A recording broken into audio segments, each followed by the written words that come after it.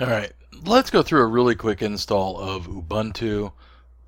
So quickly I pull here up on the download. I am looking for the desktop. Now, there are some other versions. So for example, server, which we actually work on next week, and you'll see that it's actually an even smaller version. It doesn't include all of the visual components, but the reality is the core, that kernel of both of these, is actually the same thing.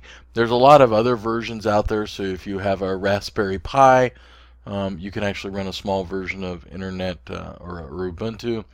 But we're going to grab this one, and the LTS stands for long-term support. In other words, this isn't the latest version, but it is the latest version that's kind of been tested. So we're going to grab this version, version 18. All right, so I'm going to scroll down, and I'm going to say no. While I would love to pay for that and help, I'm not going to. So here I am downloading it, and you'll see at the bottom it says originally we're going to take about 18 hours. We're certainly not going to take that long, so we're going to take a look and see why it's going that slow. All right, so it took us a little bit to download that for whatever reason. Normally I have anywhere from 400 to 500 megs per second, so clearly it's on their end, but it took us a little bit to download. I now have it setting here in the folder. You'll notice here's the desktop image file. It's a little smaller than the Windows one if you want to look at that, so it's a little smaller, and actually, quite frankly, has some additional functionality. So similar to what we did with the Windows, we're going to click New, and in this case I'll type Ubuntu, and I might put in one extra item. I'm going to call it CMIS Lab, and I'm going to make a dash, and I'm going to call it Peru 2020 ampersand. So what that tells me is I'm going to put in this username, and I'm going to put in that password. All that does is give me a reminder that that's what I did. One of the problems is Windows, I can break a password pretty easily. The Linux operating systems are, quite frankly, a little more secure, so I play with enough of these different virtual machines and things that if I don't do this, it's just going to be a handy way to remember username and password in there. So I'm going to click Next. In this particular computer, I have 16 gigs. I'm going to ramp it up to 4096. I want to make sure that I stay in that green area. So in this case, I could add a significant amount of memory, but I'm going to do the 16 gigs. So it says a minimum of 1,000 or 1 gig. I found really 2 is a better number if you can do that. 4 if you have it available, but do not go off into the red. What you'll do is allocate all the memory from your main computer to the virtual system, and it'll run really, really slow at that point. So I'm going to click Next. All right, here is one change I am going to make. And so one of the things I'm going to do is it doesn't pull a big enough hard drive. So I am going to create a hard drive, but I notice it says 10 gig. I am actually going to make that bigger.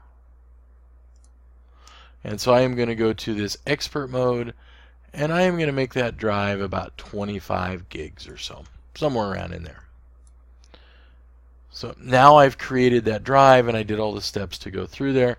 So I have this container. I don't have the operating system installed, but I know that I need to actually point that then toward that ISO, that installation file. And if I start it, it'll try to guide me that, but I can also do it right here where it says optical drive.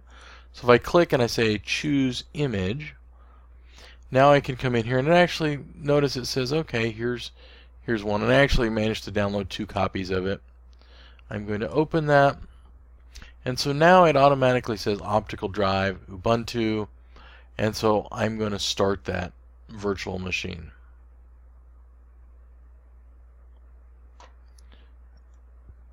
All right, decided to open up in one of my other monitors, but I'll drag it right back over here. And so now it's spinning up. So it's as though I've put that CD in, it's starting up.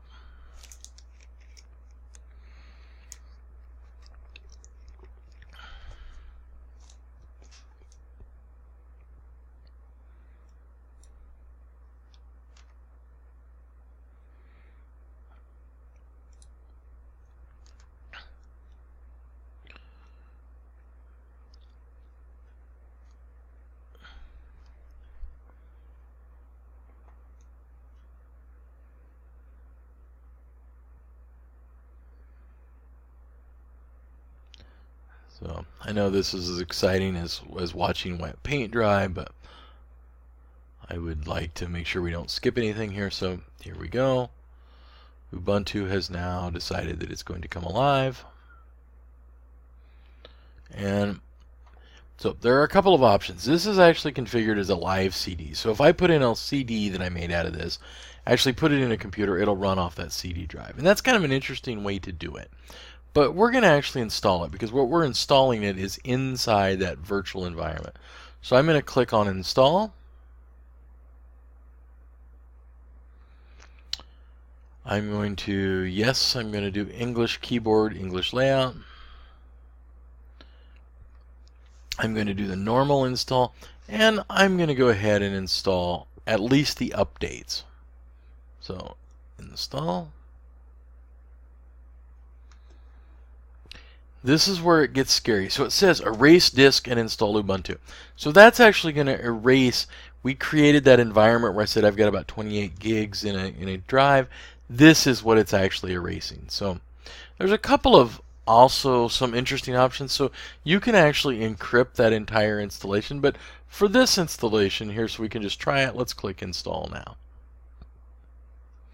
And then it'll confirm, yes, we do want to continue. It does sound a little scary. Erase disk and install. Now if you did this on your own computer, not in a virtual machine, then that would be a little scary to think about that.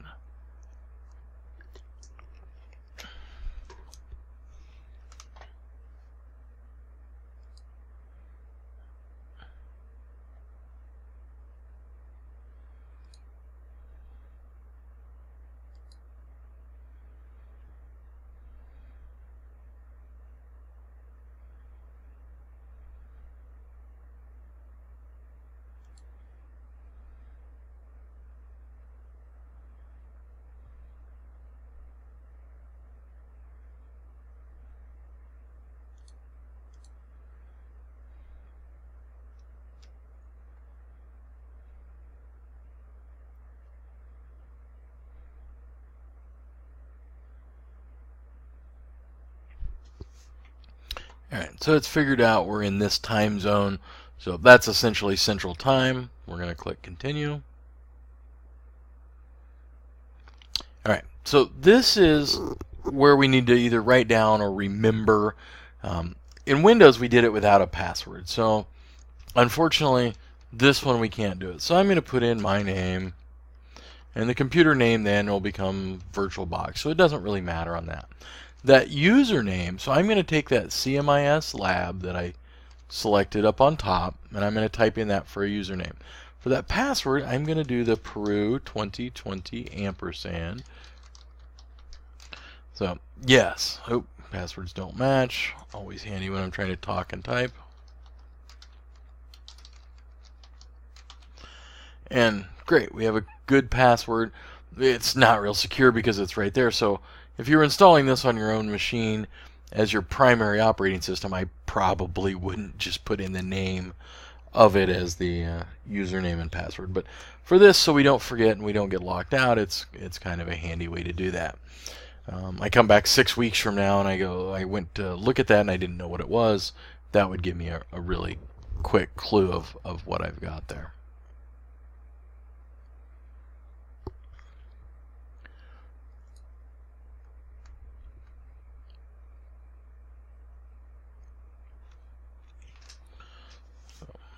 Copying files and installing, and quite frankly it probably will install on most machines a little quicker than the Windows install.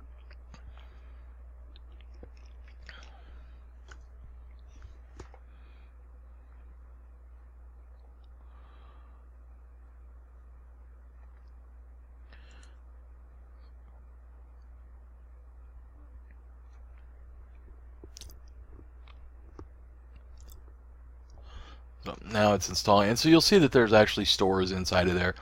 So much like the Apple Store or the Google Play Store, you can actually install a lot of software from inside a kind of a vetted experience, and you can get it to go.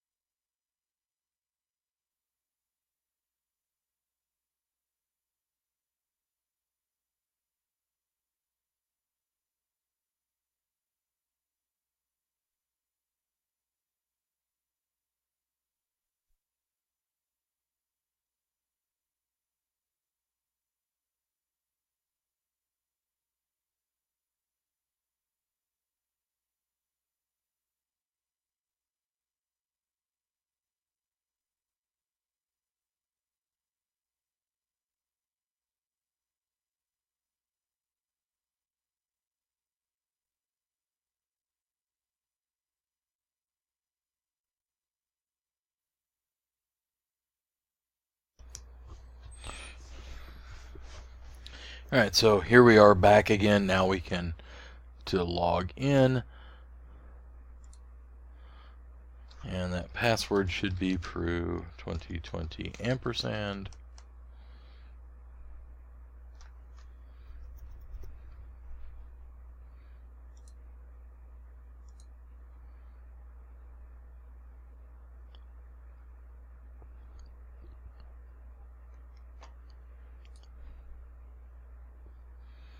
And voila, here we are in Ubuntu, and you can see it's got a interesting piece here. You can look at some of the applications in it, all these different functions done. You can see it's got a built-in browser, and we can check, hey, does that really connect to the internet through our network connection, because we are bridging a network across, and we can actually run that and see if it'll work.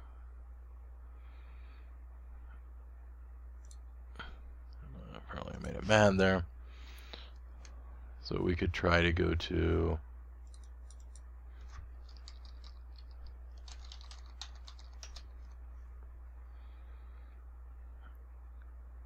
peru.edu.